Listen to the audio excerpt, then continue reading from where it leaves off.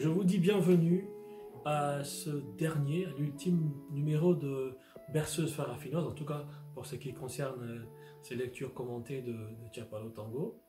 Berceuse, il y aura beaucoup d'autres berceuses farafinoises sur d'autres thématiques, bien entendu, sur d'autres romans de l'auteur, Fidel Goudizia. Mais c'est l'ultime numéro qui va mettre en exergue l'épilogue de cette histoire de notre jeune journaliste Paul Stokeley en cavale. Et justement, le chapitre 10 qui finit ce roman, elle s'intitule « La fin d'une cavale vaut mieux que son commencement », avec un proverbe maï pour tous les tchapalophiles de la République démocratique du Congo. Ce proverbe maï dit ceci: « Eninganaka pambate », l'eau ne bouge pas sans raison. En tout cas, l'eau trouble de la vie de Paul Stokeley ne va pas bouger sans raison. Les choses vont s'accélérer dans les 2 derniers chapitres du roman. Un mandat d'arrêt international est lancé contre Paul Stokeley pour complicité de terrorisme. Paul Stokeley va être arrêté.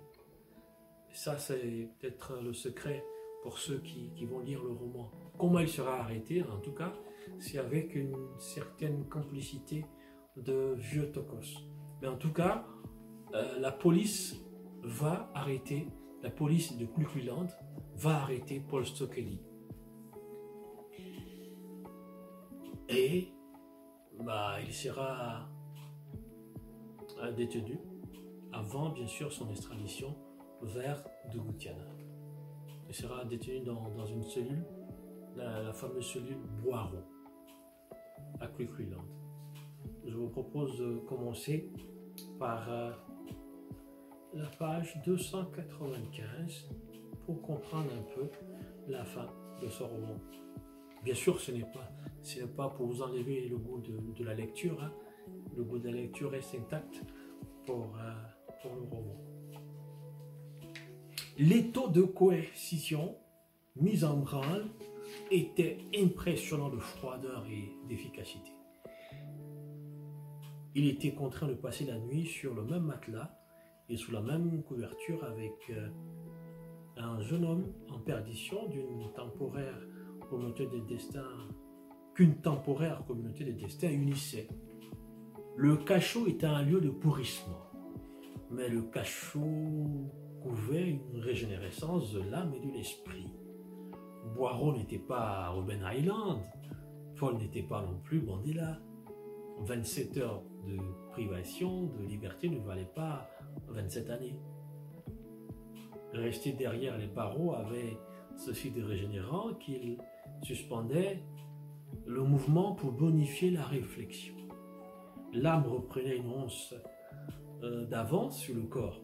C'était tout le bénéfice de l'emprisonnement. Rester dans une cage, le corps, privé de mouvement, nourrissait l'âme. Et une âme bien nourrie par l'espérance se régénérait pour être plus forte quand le corps devenait libre de ses mouvements. Se lier de sympathie à un cybercriminel dans son lieu de détention provisoire, même pour quelques heures, pourquoi pas? Samori était le coup de cœur de Paul. Samori, c'est le jeune cybercriminel qui va partager pendant quelques heures la vie de Paul. Il était la face visible de la déchéance morale d'une jeunesse sans repère. Héros par défaut d'une frange en quête d'identité, une frange qui partait arrachée par des voies détournées sa pitance quotidienne.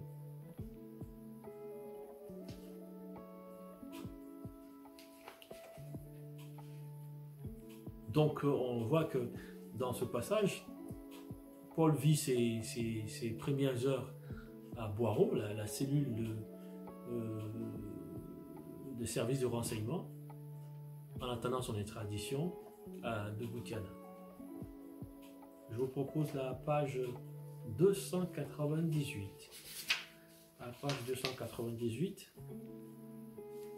pendant qu'il est en prison, il y a beaucoup de choses qui se passent, justement. Pendant qu'il est en prison, il y a un vent de changement à Dougoutiana. Un bouleversement s'annonce à Dougoutiana. On va le lire. Comment ça se passe? Page 298. La villégiature forcée avait suspendu l'envol du temps à ses yeux, mais pas celui du changement. La nuit noire de Boireau présagèrent un jour éclatant et aveuglant de luminosité. Sous la cendre des espoirs déçus et de la douce ivresse du pouvoir PPD, couvait une révolution populaire. À l'origine de l'étincelle, un rassemblement comme il y en avait une multitude depuis que la colère du petit peuple grondait.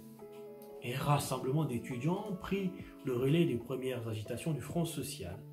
Les transporteurs avaient annoncé les couleurs quelques jours plus tôt. La hausse de 20 francs à la pompe n'était pas du tout de leur goût. Dans un engrenage logique, les commerçants de produits vivriers étaient entrés dans la danse. Les commerçantes étaient entrées dans la danse. Elles dénonçaient la répercussion de la hausse sur le coût de leurs marchandises. Au nom du sacro-saint principe de la continuité de l'État, les fonctionnaires avaient ressorti un vieux contentieux sur des arriérés de salaire. La cerise sur le front social fut celle des étudiants revendiquant des toilettes et de nouveaux amphis. La barbarie policière avait fait des victimes dans les rangs des manifestants. 2 morts et une dizaine de blessés. La veille, dans un communiqué à dessein subliminal, le gouvernement avait accusé l'opposition de préparer une insurrection pour installer la chienlit dans le pays. Les renseignements dougoutianais prétendaient en avoir eu vent.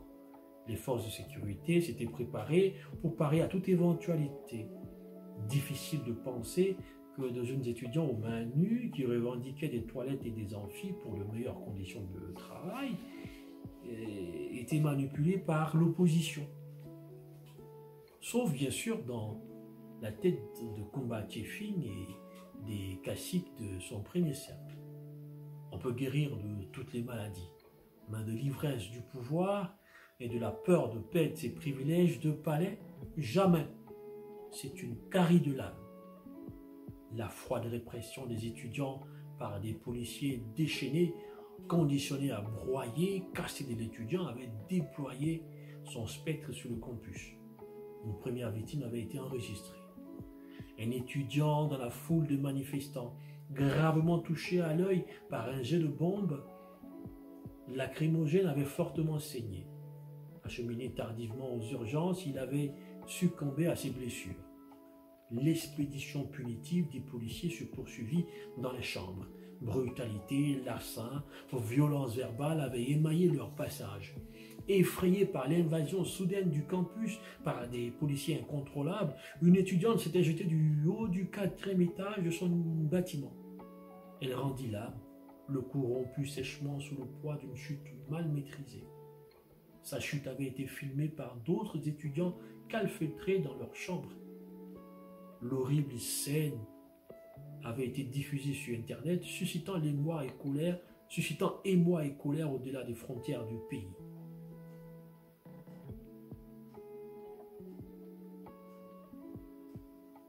Je continue.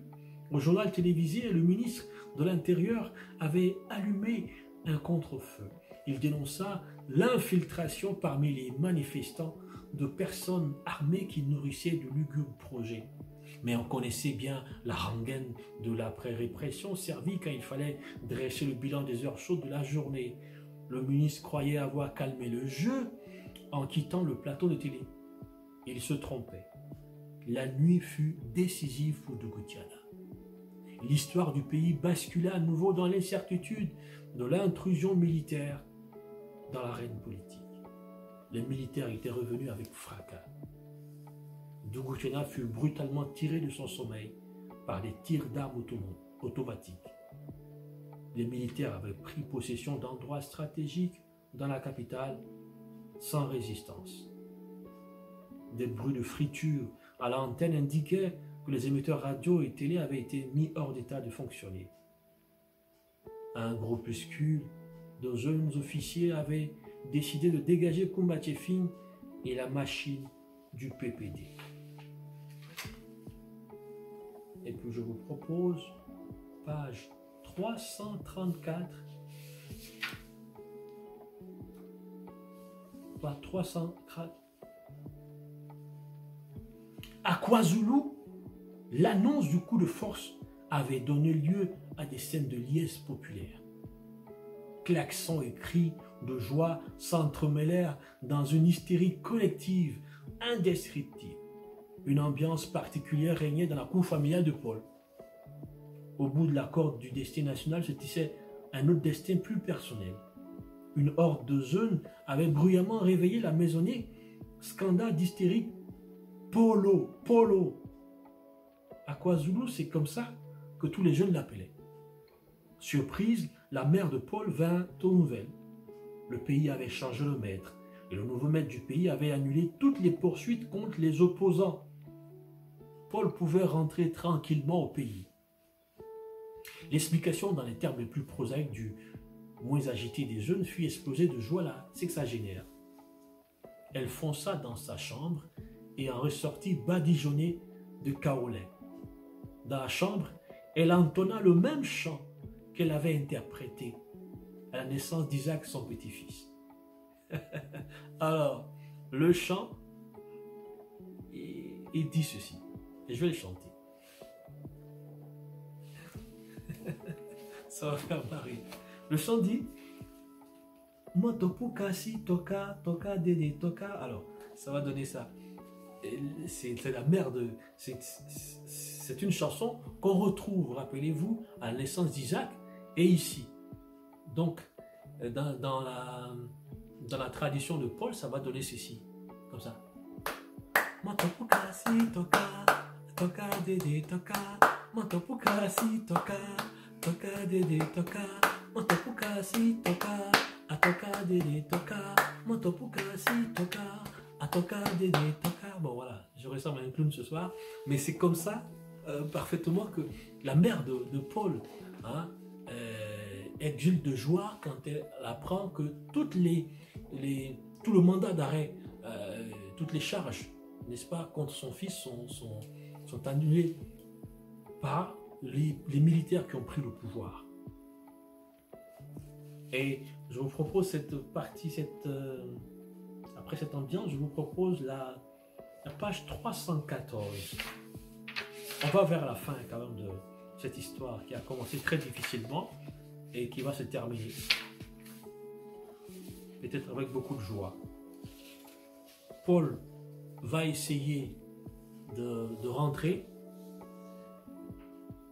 et c'est Marshall Fulton qui vient le chercher dans un vol spécial à Cleveland.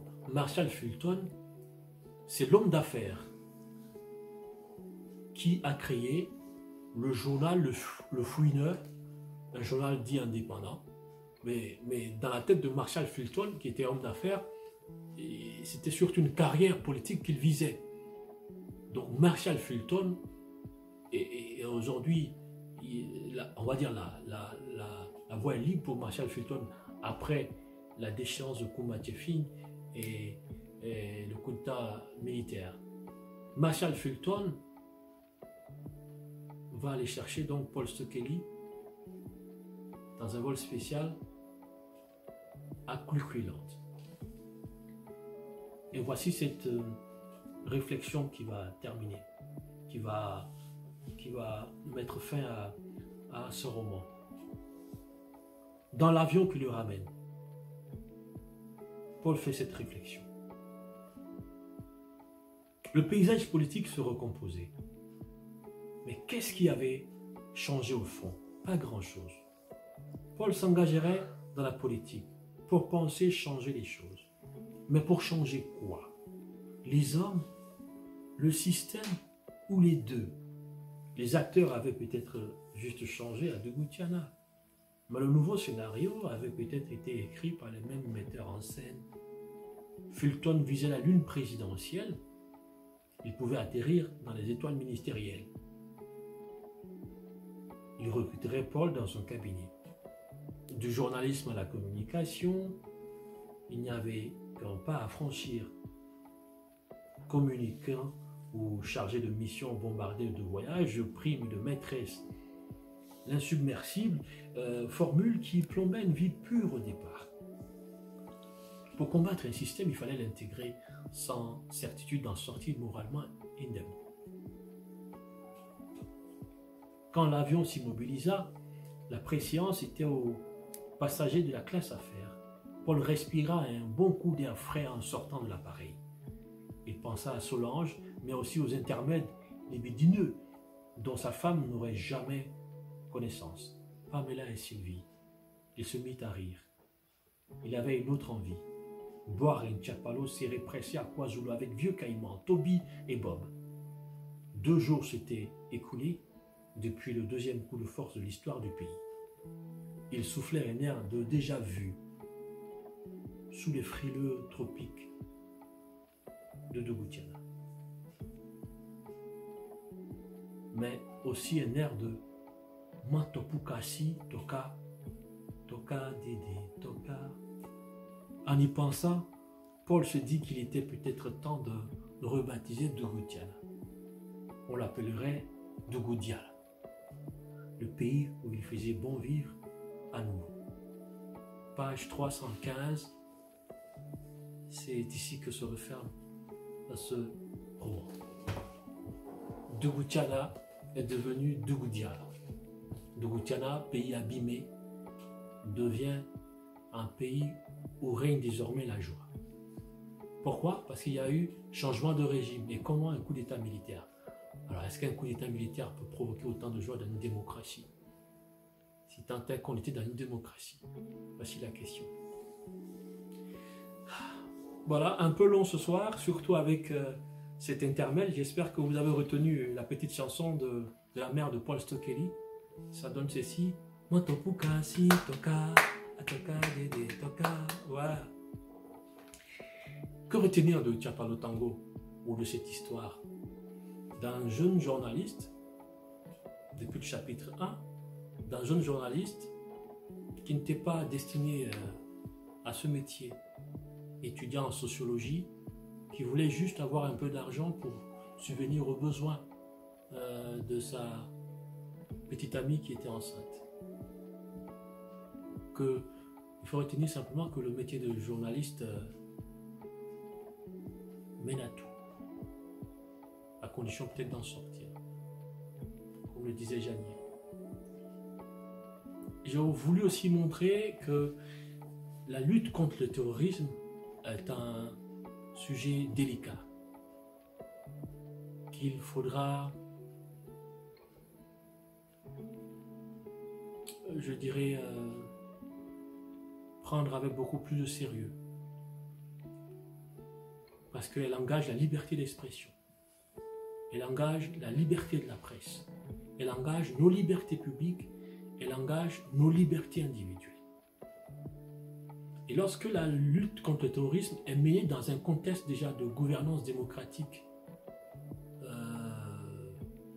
insuffisant ou insuffisante, il faut se poser des questions. Parce que la gouvernance démocratique à Farafinasso a été saluée chaque fois qu'il y a eu des alternances. Or, les alternances au pouvoir cachent beaucoup de tard. Kumba Tchefing dans Tchapalo Tango, Kumba Tchefing est un opposant historique.